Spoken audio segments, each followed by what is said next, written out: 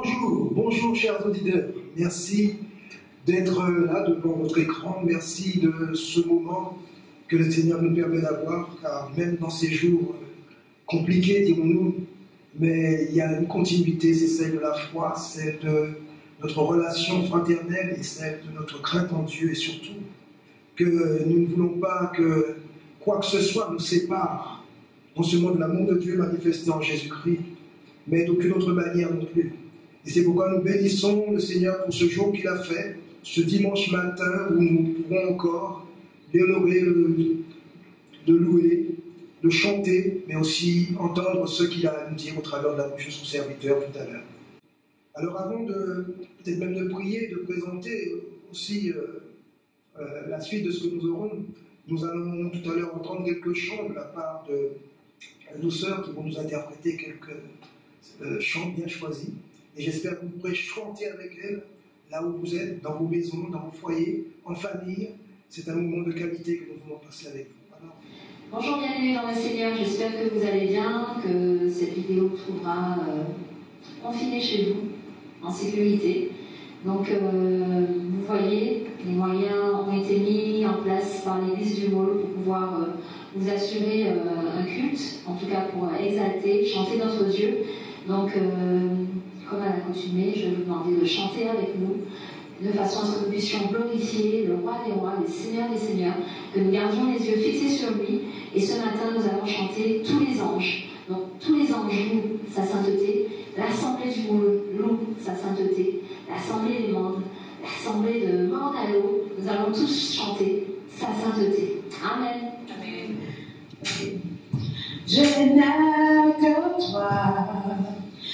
toi dans le ciel, je ne désire rien d'autre que toi sur la terre. Si je suis faible, et même si je tombe, Dieu est le soutien de mon cœur. Dieu, tu es le soutien de mon cœur, mon héritage et mon plus grand bien. Oh oui, Dieu, tu es le soutien de mon cœur. Près de toi, je me sens bien. Quand mon cœur était plein d'amertume, je perdais la raison et je n'y voyais plus rien. Mais Dieu s'approcha pour me saisir la main. Dieu est le soutien de mon cœur. Dieu, tu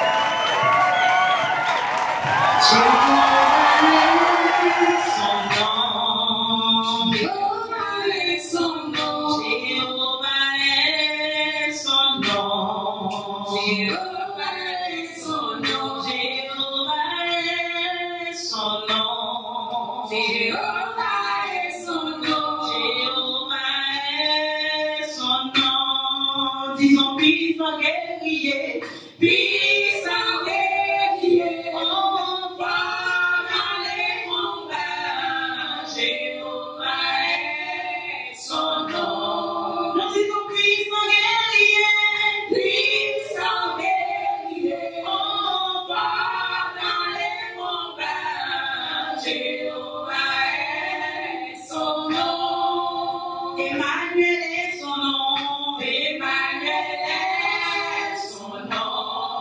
Emmanuel est son nom. Emmanuel est son nom.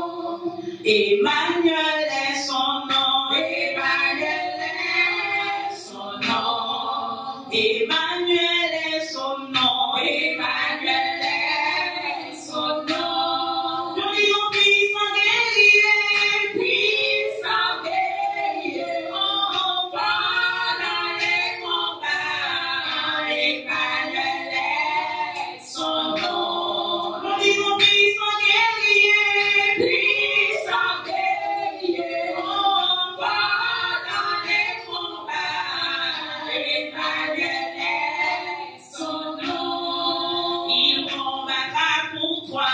Il combattra pour toi. Il combattra pour toi.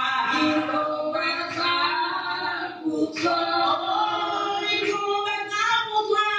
Il combattra pour toi. Il combattra pour toi. Il combattra pour toi. Il combattra pour moi. Il combattra pour moi. Il combattra pour moi. Il combattra pour moi. Il combattra pour moi. Il combattra pour moi. Il combattra pour moi. Il combattra pour moi. Nous disons puissant guerrier, puissant guerrier. On va dans les combats. Il combattra pour moi. Nous disons puissant guerrier, puissant guerrier. On va dans les combats. Il combattra pour moi. Il combattra pour nous. Il combattra pour nous. Il combattra pour nous. Il combattra pour nous. Il combattra pour nous. Il combattra pour nous. Il combattra pour nous. Il combattra pour nous.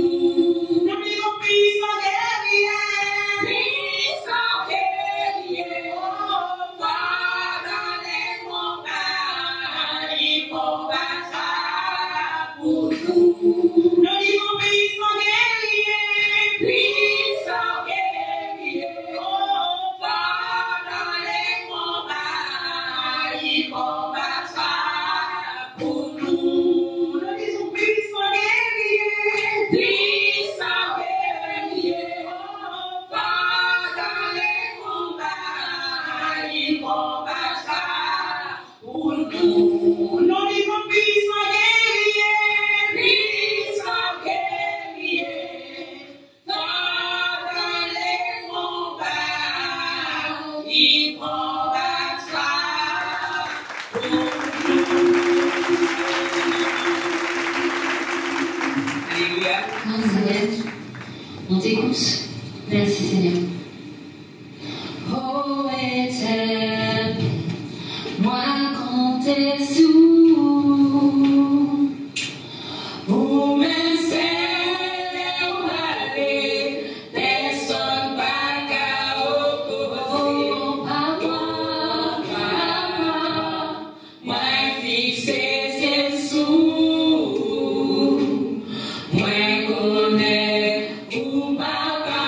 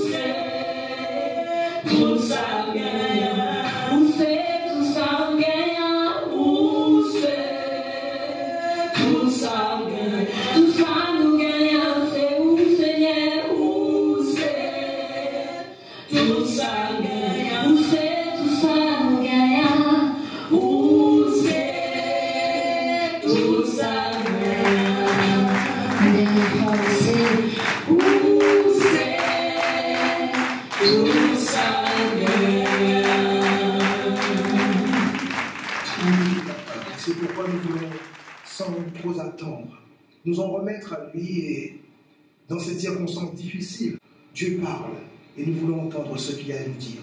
Alors nous allons nous incliner devant lui et réclamer sa grâce, sa bienveillance, sa compassion d'une manière particulière sur chacun de nous, afin que notre communion soit non pas ébranlée, mais au contraire consolidée dans ces temps difficiles. Mais nous l'invoquons aussi pour sa volonté, telle qu'il nous la révélera au travers de sa parole, encore une fois. Éternel, notre Dieu, nous fléchissons les genoux devant toi.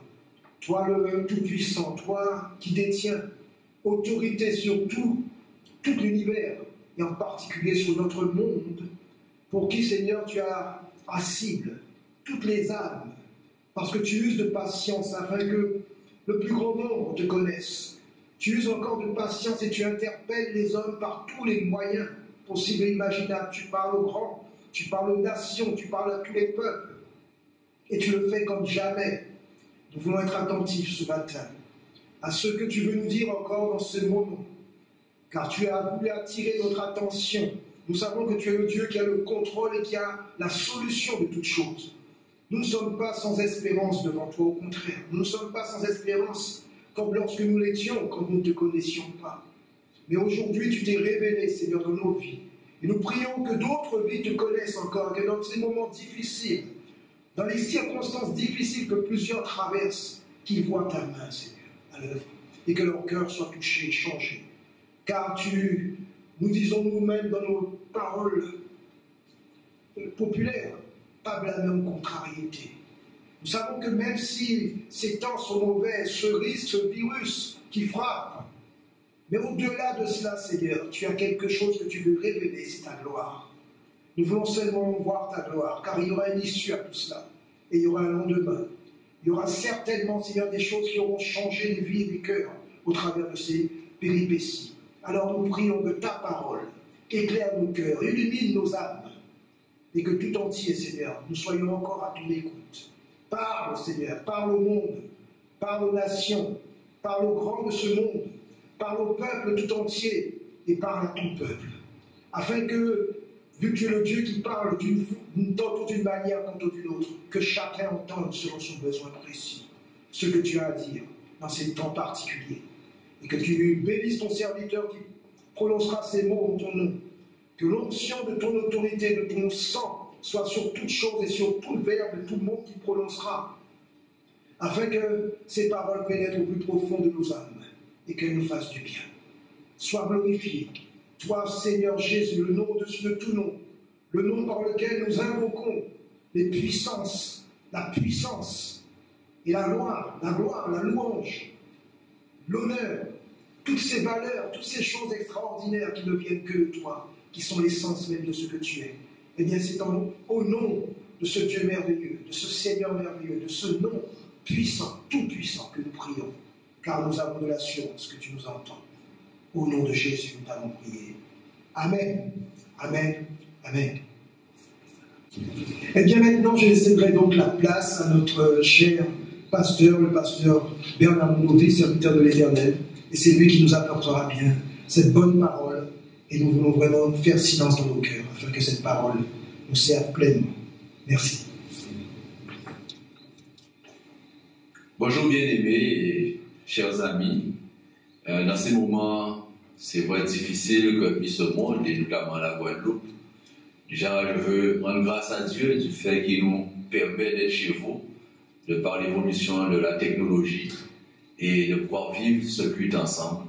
Après ces chants de louange, c'est le moment pour nous de pouvoir échanger autour de la parole et reconnaître la grandeur de notre Dieu, sa bonté et sa toute-puissance. Je crois que plus que jamais, le monde vit des moments difficiles.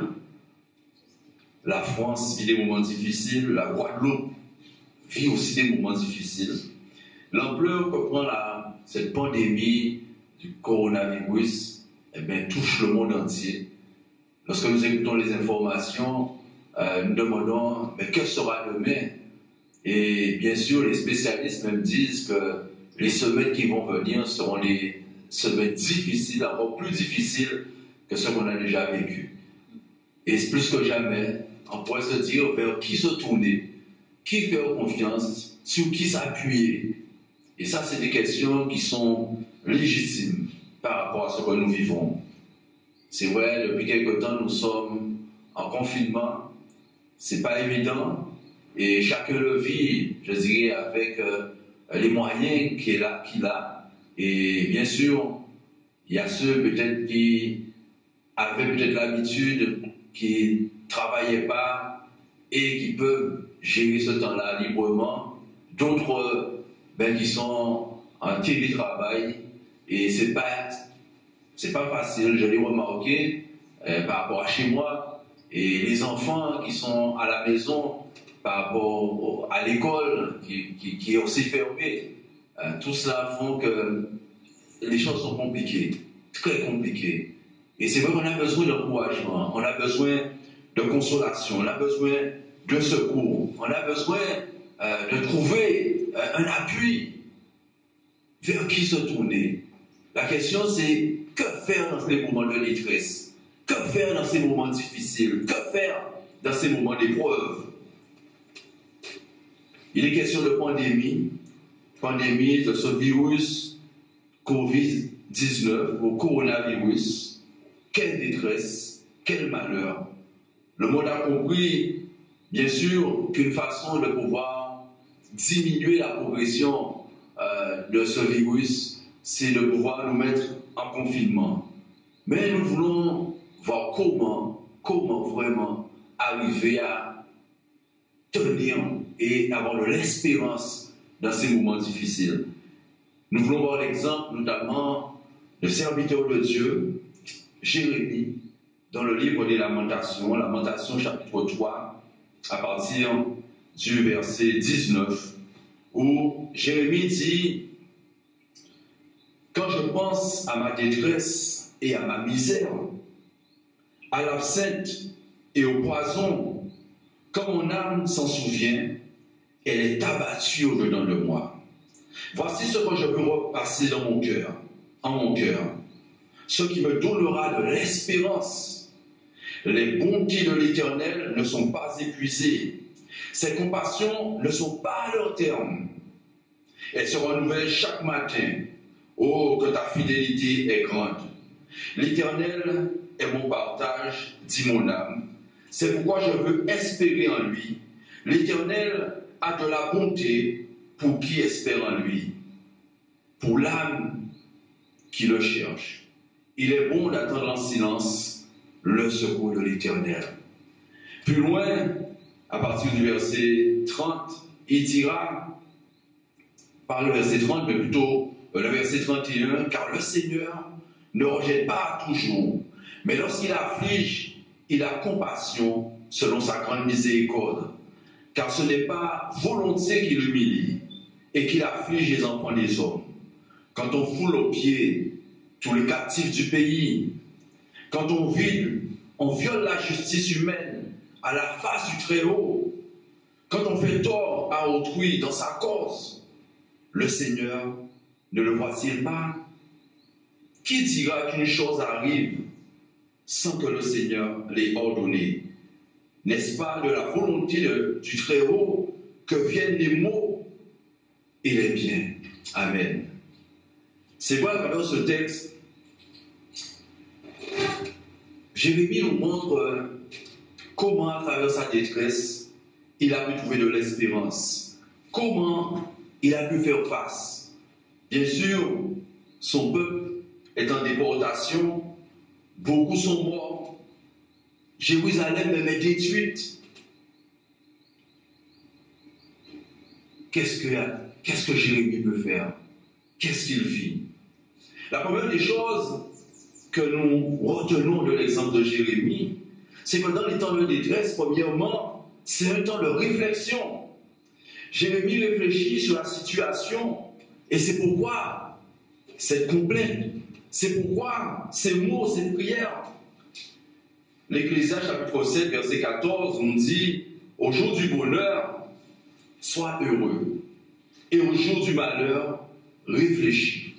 Parce que Dieu permet tout cela, et c'est lui qui contrôle tout. Oui, Jérémie a compris la situation de sa détresse. Il a compris ce qu'il vit. Il a compris ce que vivait ce peuple. Et nous aussi, que ce soit en France, que ce soit en Guadeloupe, que ce soit aussi en Europe ou ailleurs, la première chose, c'est la réflexion. Qu'est-ce qui se passe? Dans quelle situation nous nous trouvons? Oui, la Guadeloupe, les îles, la France et même le monde entier. Lorsqu'on parle aux informations de l'Italie, lorsqu'on entend plus de 1000 morts par jour, ça nous fait réfléchir. Et ça montre la grande détresse. Lorsqu'on voit le président même de l'Italie parler de la situation et qui est en larmes et qui crie vers Dieu parce qu'il se rend compte qu'il est dépassé. C'est vrai, nous comptons sur les autorités. Et je bénis l'Éternel de tous les moyens qu'il les donne pour pouvoir réfléchir et trouver des solutions. Mais on comprend qu'on a besoin de plus que simplement ce que l'homme propose. Quelle détresse! Quelle détresse dans telle situation! L'homme est touché. Nous voyons que les écoles sont fermées. Les enfants sont à la maison. Combien d'entreprises sont fermées? Et aussi des employés qui se retrouvent le plus souvent en chômage partiel. Ça veut dire le moyen d'économie est en train de diminuer, est en difficulté. Et voilà la réflexion. Nous devons réfléchir. Et j'espère que chacun, toi de ton côté, tu réfléchis sur la situation, que tu as déjà réfléchi, et qu'on se rende compte que vraiment, nous sommes dans un temps de détresse, un temps difficile. C'est vrai que lorsqu'on regarde ce qui se passe, on a déjà entendu des pandémies, mais souvent dans des régions, on va dire, bien précises. Mais là, c'est le monde entier qui est touché. Jérémie ne s'arrête pas simplement à la réflexion, mais pour aller plus loin dans sa pensée, du verset 31 au verset 39, Jérémie rappelle qu'il y a des choses qui se passent et qui font qu'on est dans cette situation. Jérémie rappelle que l'homme, le plus souvent, profite du plus faible. La justice même est bafouée. Tout cela peut être des causes de nos détresses. Et lorsque nous regardons ce texte, il nous est dit qu'on foule aux pieds tous les captifs du pays, verset 34. Quand on viole la justice humaine à la face du Très-Haut, quand on fait tort à autrui dans sa cause, le Seigneur ne le voit-il pas? Et peut-être c'est une chose que l'homme a oubliée, c'est que le Seigneur voit tout. Moi, je ne vois pas tout. Toi, tu ne vois pas tout. Mais le Seigneur voit tout. Et des fois, lorsqu'on voit tout ce qui se passe, on pourrait dire que c'est à cause du Seigneur. On pourrait mettre tout ça pour dire que c'est le Seigneur qui nous fait du mal. Et on voulait voir le Seigneur comme celui qui n'est pas bon, qui fait du mal. Dieu sait pourquoi nous sommes dans cette situation.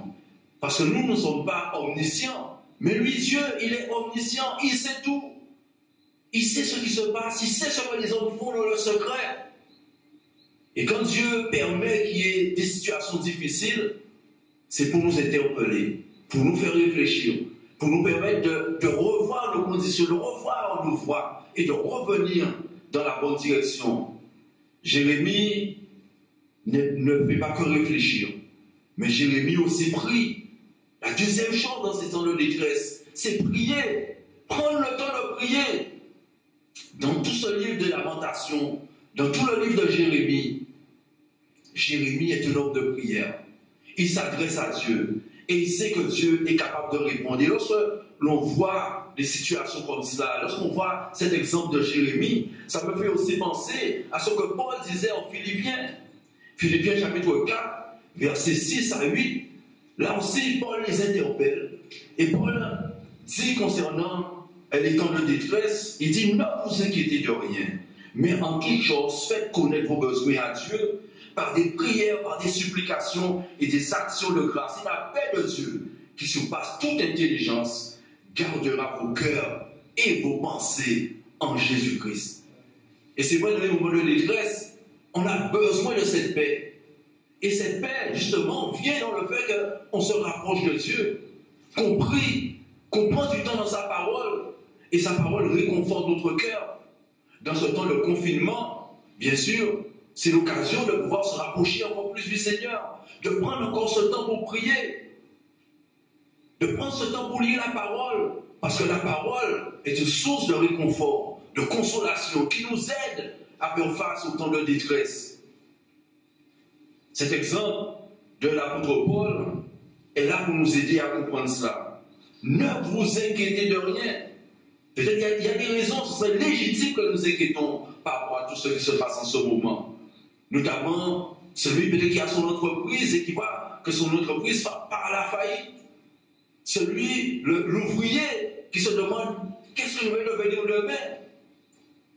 Le jeune qui peut-être doit passer le bac à la fin de l'année, ou encore des examens à la fin de l'année, il se demande mais comment il va pouvoir faire, comment il va se rattraper, est-ce qu'on va lui donner peut-être une faveur?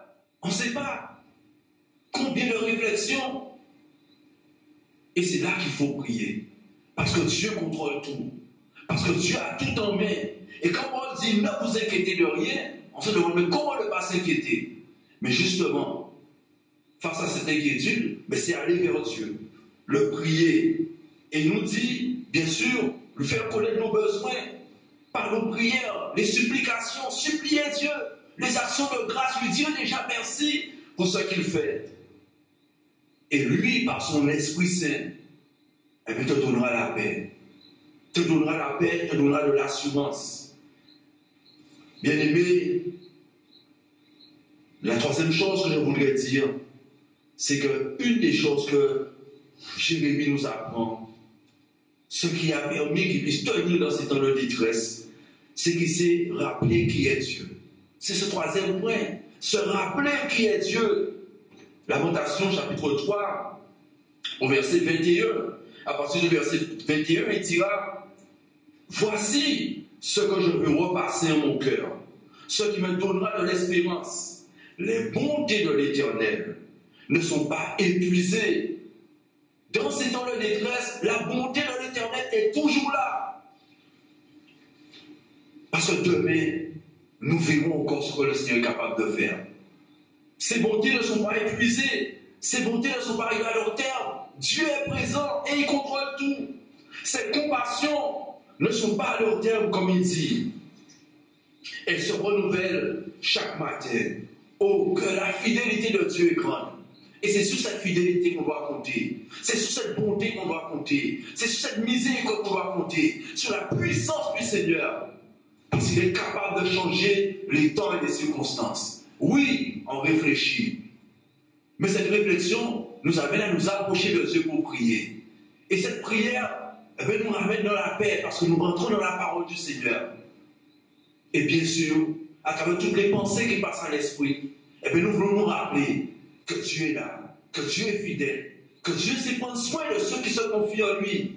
Et je t'invite, toi, dans ces moments de détresse, dans ces moments de confinement, où tu te poses beaucoup de questions, où tu te demandes quel sera tes lendemain, qu'est-ce qui va se passer demain, où nous allons.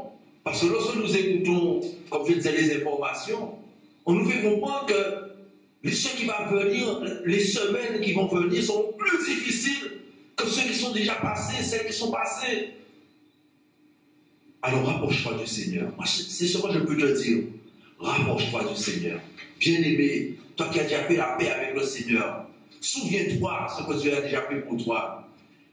Et par rapport à toutes tes interrogations, rappelle-toi que les bontés de Dieu ne sont pas à terminer, que sa compassion est encore là, que sa toute puissance est encore à l'œuvre, et que tu peux compter sur lui.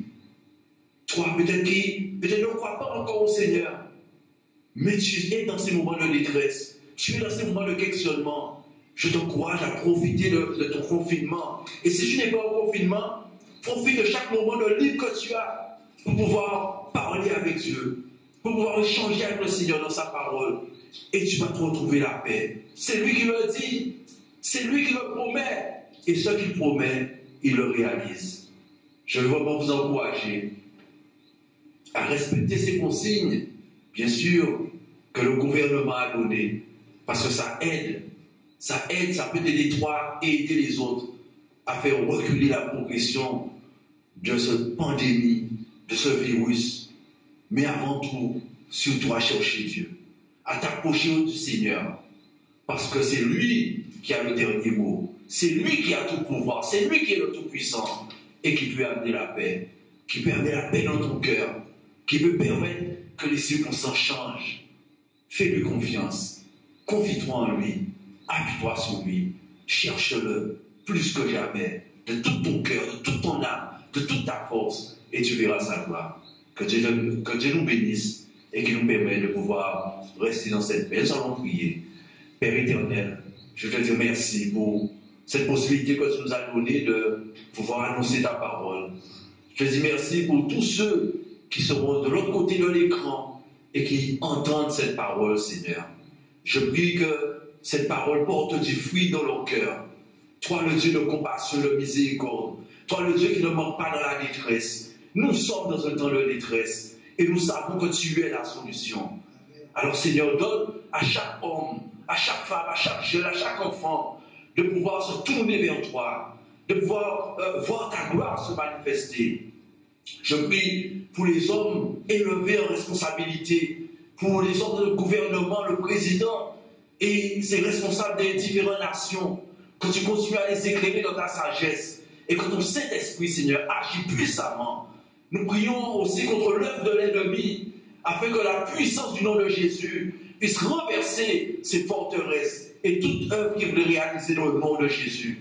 Nous pensons à notre jeunesse, à ces enfants, Seigneur, qui sont en confinement et qui, Seigneur mon Dieu, là aussi travaillent et qui peut-être réfléchissent sur leur année scolaire. Peut-être qu'ils auront les examens à la fin et qui se demandent qu'est-ce qu'ils vont devenir. Seigneur, accompagne-les par ton Saint-Esprit. Donne-leur la paix, Seigneur. Nous pensons aux parents qui aussi doivent s'occuper des enfants. Seigneur, que tu puisses donner toute la sagesse qu'ils auront besoin pour gérer ces temps de confinement avec leurs enfants. Nous pensons aux couples, Seigneur, afin que tu les gardes dans la paix, dans l'unité, dans l'amour, Seigneur. Merci encore pour les entreprises. Merci pour les employés, Seigneur. Merci pour la façon dont tu vas assurer, Seigneur. Nous pensons, Seigneur, à tous ceux qui sont engagés, Seigneur mon Dieu, Seigneur mon Dieu, le milieu médical, Seigneur, qui sont, je dirais, Seigneur mon Dieu, face à ce virus. Seigneur, protège-les. Et tous ceux qui sont mis en place pour les malades, nous pensons aux familles endeuillées. Seigneur, que tu puisses les fortifier. Nous pensons à ceux peut-être qui sont aussi, Seigneur mon Dieu, dans ces moments difficiles, que ce soit à cause du coronavirus ou d'autres situations. Seigneur, que tu trouves la consolation en toi. Et au-delà de tout, Seigneur, sauve encore, Seigneur. Sauve les âmes. Parce qu'au-delà de cette situation, nous avons aussi l'éternité que nous devons penser. Afin que chacun pense à son éternité et qu'il puisse se tourner vers toi en Jésus-Christ pour le salut. Gloire à ton Seigneur, Père. Et merci encore. Pardonne-nous, Seigneur. Et fais-nous grâce, nous continuons à aller de l'avant. Au nom de ton Fils Jésus, nous t'avons prié. Amen. Que la grâce de Dieu soit sur vous. Et continuez dans ces moments difficiles à compter sur le Seigneur. Soyez bénis. C'est parti. Bien, nous remercions le pasteur Mondovi pour ces très bonnes paroles. Et je souhaite que chacun puisse donc les considérer attentivement, puisque le Seigneur veut nous parler encore et continuer à nous parler, continuer à nous faire prendre conscience des temps particuliers dans lesquels nous vivons. Nous remercions aussi nos choristes qui ont déjà chanté, et nous aurons tout à l'heure un témoignage aussi. Donc, mais avant peut-être de passer à ce témoignage, j'aimerais vous rappeler quand même nos coordonnées, donc qui s'affichent certainement sur l'écran. Donc vous pouvez en prendre note, et si vous voulez joindre une personne, donc vous pouvez toujours joindre quelqu'un au bout du fil avec laquelle vous pourrez donc échanger. Nous remercions aussi nos bien-aimés pour toute cette émulation qu'il y a sur les ondes, sur les réseaux sociaux qui entretiennent donc le lien, toutes celles et ceux qui partagent un encouragement, qui partagent un verset, qui partagent un chant. Et tout ça est bon. Restez bénis et encore à bientôt. Et merci encore.